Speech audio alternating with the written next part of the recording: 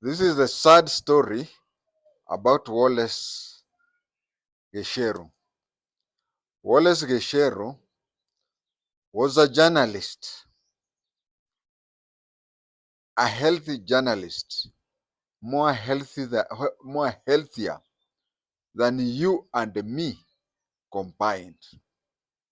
But special branch agents threw him over a building, fourth floor, and he became a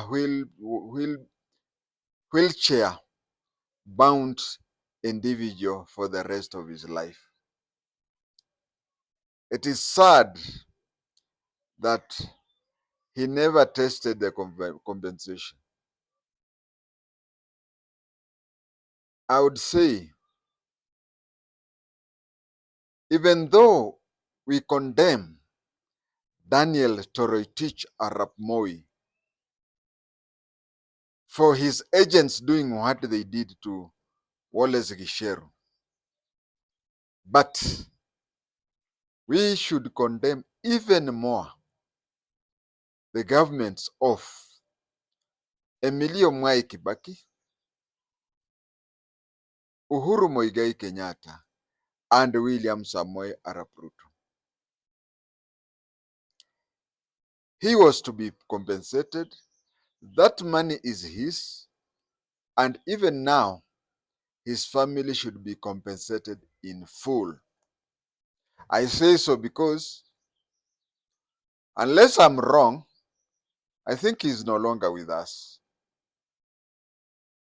You will hear about his story, and you will hear about the comedy going around over the suffering of a Kenyan. He used to work for a media house. When he used to work for a media house, he used to get information and he used to pass it to Amnesty International. I remember more so when I was transferred to Nakuru that there are so many reports, intelligence reports, that could be seen but was never written in various forms. There's a way a junior officer would bring a report for me for processing and I would see it's missing a lot of things. There are ways I could walk around and get the impression that things are not okay. And I would call my juniors and even people of my rank and ask them to tell me what was happening. And they would tell me that the things were strictly between me and them. There were even some issues which I took upon myself to write it under my own name. There are many cases where intelligence officers would tell me, if you want to write it on your own. Don't ever quote me and whatever. But then when I sat with them, they would give me full report. So this journalist, Wallace Gisher, after knowing what was happening and whatever, in various means, he would silently report to Amnesty International. And you see the problem we had then, and which is unfortunate, we had organizations and groups and whatever, where, like the International Amnesty International and whatever, it had Kenyan staff, but some of them would turn over to the special branch, and they would be paid, even if it is not paid, but they would be start reporting on what was happening there. So Gicheru's reportage reached Nyati House, where each and every report that was written by Amnesty International, the special branch or Nyati House would know the person or persons who have given out that report. And one of them was Gicheru. I'll pause that a bit I'll pause there a bit. I'll go elsewhere. I don't want you to blame me of stopping a story and then going into other unrelated stories.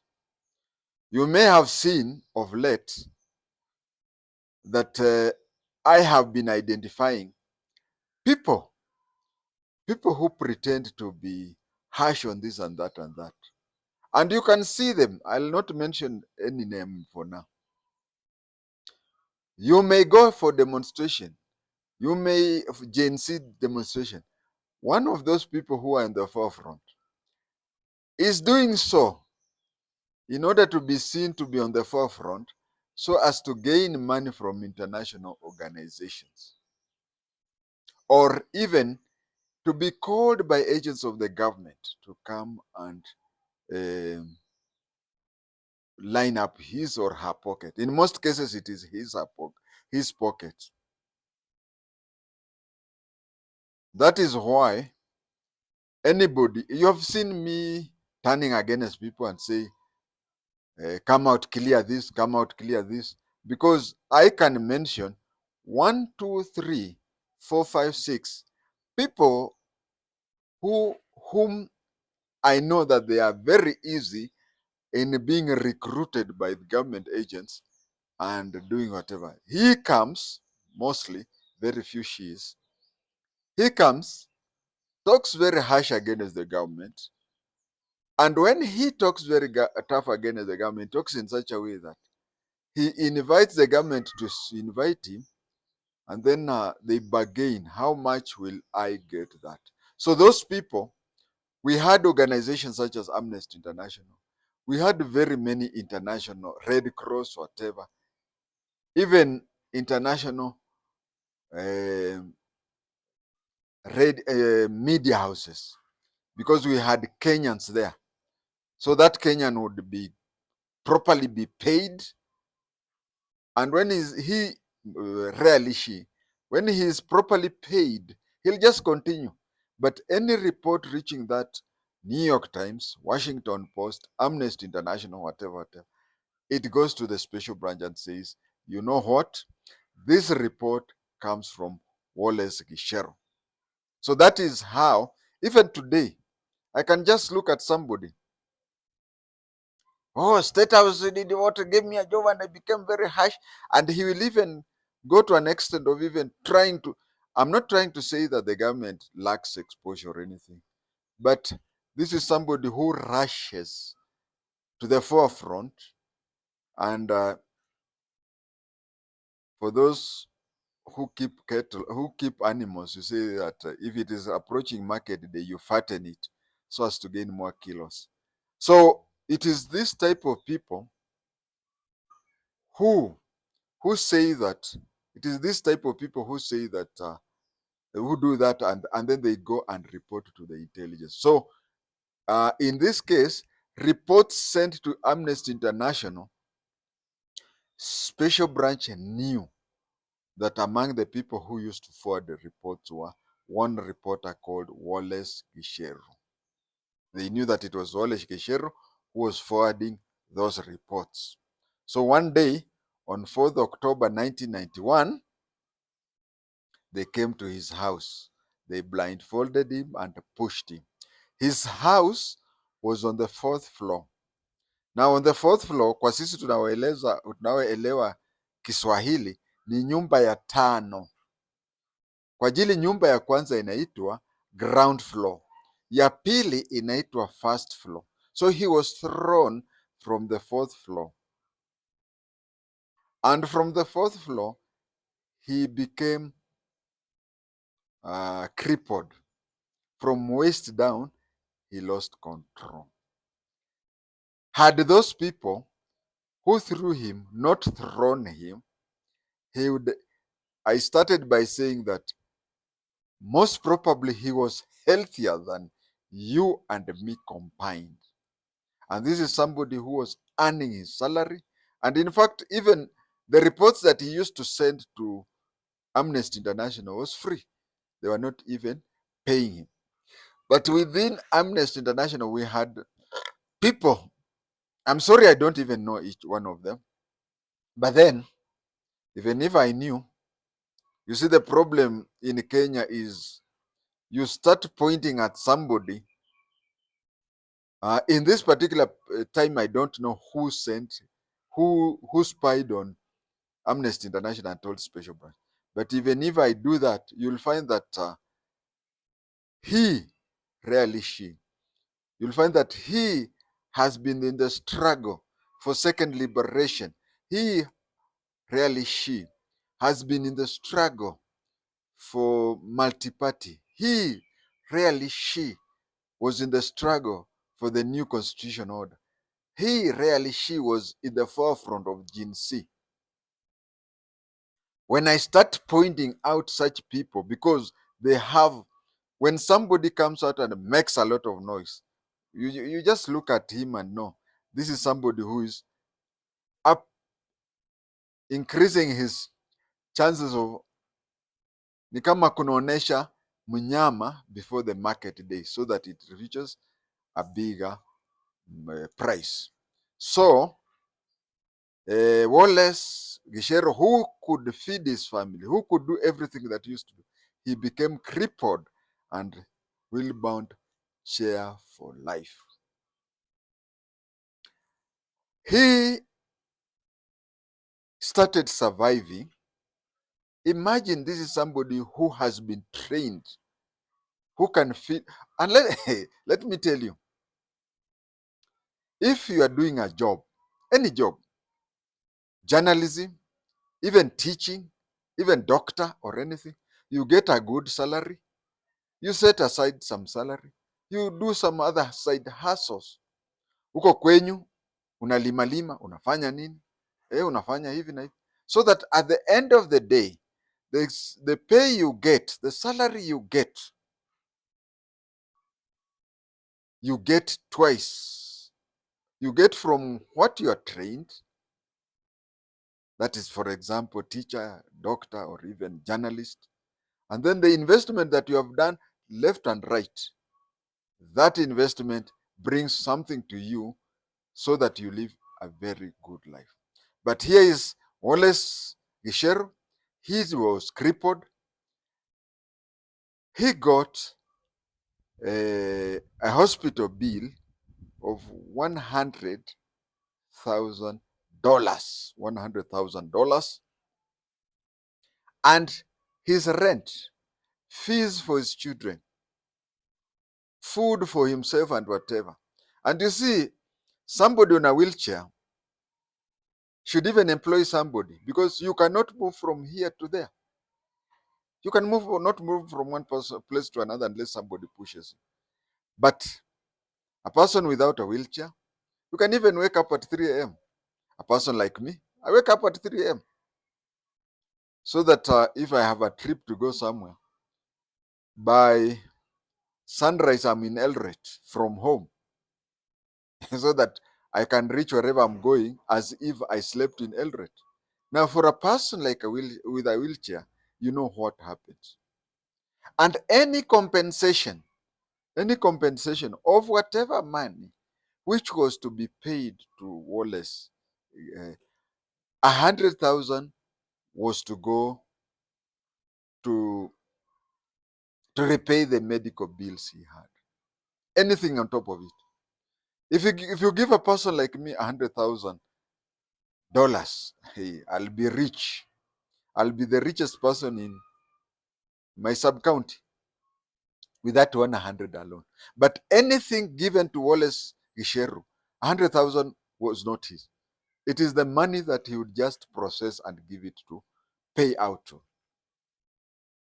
He survived. He paid his rent. He paid his fees. He paid everything. The businesses, the side hustles that he had done collapsed. And I want to pay homage to journalists because they used to sit together. Kenya Union of Journalists, Shukran. They would sit down, they stay together, plan how would his expenses be paid, and they would contribute their own, saying that every journalist pays, let's say, 100 shillings, 500 shillings, or in today's rate, 1,000 shillings. Then they take care of him. And you see somebody on the wheelchair, he he gets more medical problems than I and you, because the act of walking is already an exercise in itself, and sleeping a lot on your back, you have back sores and whatever. And I have to say that I'm very grateful to him that he was approached. He was approached by the government. You see, we don't gain anything by winning court cases. In fact, Kenyan government, the reason why maybe I've not gone to court is, look at the case of the late Lieutenant Colonel Mwema. He went to the court made a decision, the government just read that thing and looked at the other side. So going to court would have involved him spending more money and whatever.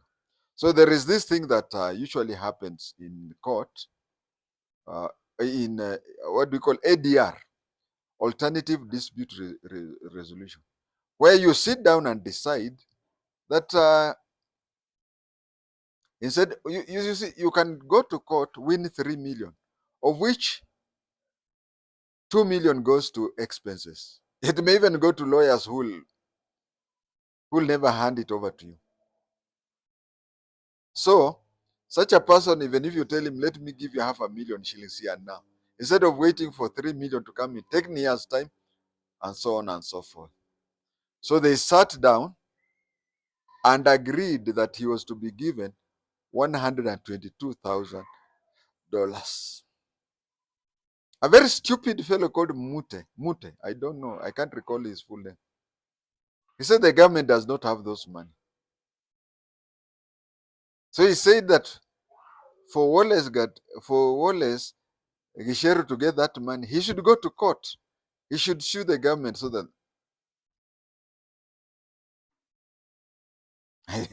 I have never seen a very useless argument like that one. The government has no money.